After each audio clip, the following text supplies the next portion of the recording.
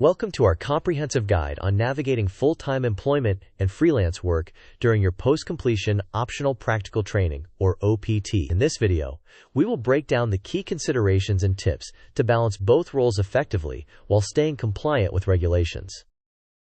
Let's take a look at what we will cover in today's video. First, we'll dive into understanding employer authorization and why it's crucial. Next, move on to the reporting requirements you need to be aware of.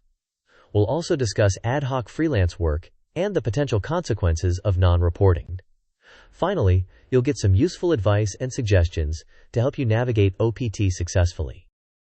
Let's get started with employer authorization.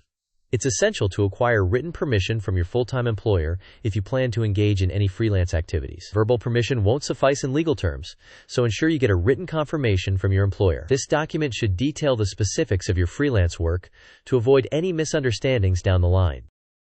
You are required to report any employment changes to your designated school official, or DSO. Although your full-time job meets the minimum requirements for your OPT, any freelance work must also be disclosed. Even if your freelance work is on an ad hoc basis, you should report the nature of the work, your employer's details, and the expected duration.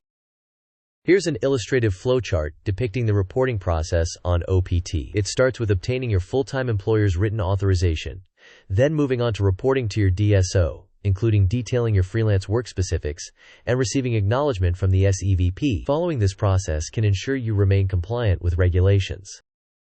What can happen if you fail to report your freelance work to your DSO?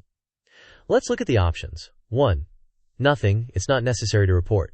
2. Your OPT status might be terminated. 3. You will receive a warning and chance to report later. Feel free to pause the video now to think about the answer. We will discuss the answer in the next section of the video.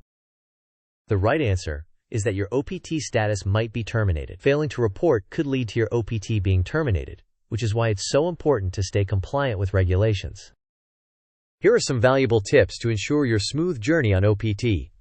It's crucial to contact your DSO, who will guide you on the correct reporting procedures. Document everything meticulously, from your full-time employment details to freelance contracts.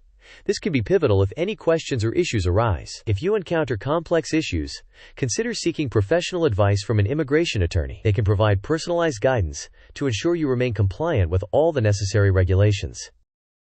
Let's quickly summarize the key takeaways from today's video. It's vital to obtain written authorization from your employer. Always report all employment activities to your DSO. Keep clear documentation of your work activities. Seek professional advice when necessary. Staying compliant can help you successfully navigate your OPT journey. Thank you for watching our video. We genuinely appreciate your engagement. Don't forget to like, share, and subscribe. We would love to hear your thoughts, so please share them in the comments.